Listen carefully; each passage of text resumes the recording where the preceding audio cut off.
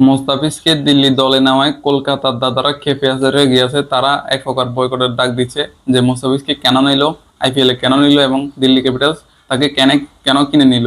তো বিষয় হচ্ছে এখন দাদাদের উদ্দেশ্যে একটা কথা বলতে চাই। আসলে মোস্তাফিজুর রহমানকে এনওসি দিয়ে দিচ্ছে, সে অলরেডি খেলবে, 2টা ম্যাচ বা 3টা ম্যাচ খেলবে। তো প্লে অফে যদি যেতে পারে দিল্লি তাহলে সেটা অন্য পরের কথা।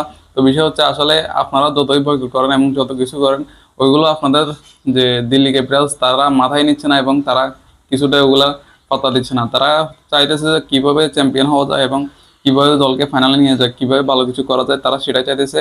তো এই কারণে মোস্তাফিজকে কিনে নিছে। আসলে প্লেয়ারের কি কোনো অভাব আছে? প্লেয়ারের কোনো অভাব নেই, ভালো প্লেয়ারের।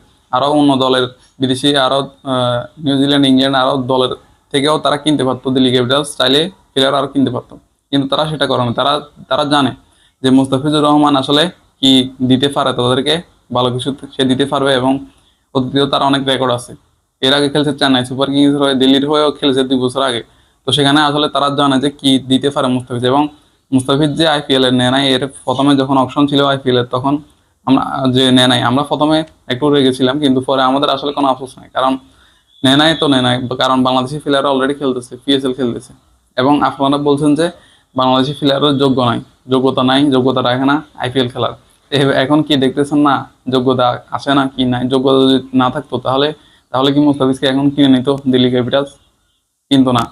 তো তাহলে আপনারাই তো বলছেন কথাগুলো, এখন আপনারা বলে এখন আপনারা একদম চুপ হয়ে আছেন, এখন আপনাদের দেখা যাচ্ছে না, কিন্তু আবার আপনারাই বয়কটের ডাক দিচ্ছেন। কিন্তু বিষয় হচ্ছে আসলে লাভ নাই বয়কটের ডাক দিয়ে। এখন আপনাদের দলে কিনে নিল এখন মুস্তাফিজকে শেষ পর্যন্ত। এখন বিষয় হচ্ছে একটাই, মুস্তাফিজ বাংলাদেশি প্লেয়ার ছাড়া আইপিএল চলে না এবং আইপিএল এর যে একটা সৌন্দর্য সেটা নাই। এবং মুস্তাফিজকে নেওয়ায় কতটা মার্কেটিং হয়েছে জানান আপনারা সেটা, কতটা রাত একদিনে একটা পোস্টে তো হাজার হাজার লাখ লাখ রিয়েট পড়ে গেছে মুস্তাফিজকে। কারণ বাংলাদেশি বাংলাদেশি যত ফ্যান আছে, ক্রিকেট ফ্যান, ভক্ত সমর্থকরা সবাই সবাই এই সোশ্যাল মিডিয়াতে একদম কাঁপায় দেয়। মানে যে যেমন পিএসএল নিয়েছিল প্লেয়ারদের, তাদেরও মার্কেটিং ভালো হয়েছে।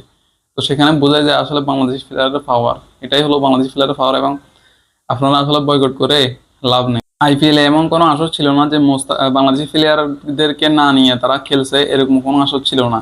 এবারে 2025-এই সবাই চমকে গেছে যে কেন নিল না। আসলে সবাই আবার বুঝে গেছে যে কেন না নেয় বাংলাদেশি প্লেয়ারকে। তো এরপরে এখন এবার শেষের দিকে গিয়ে আস্তে করে নিয়ে নিল।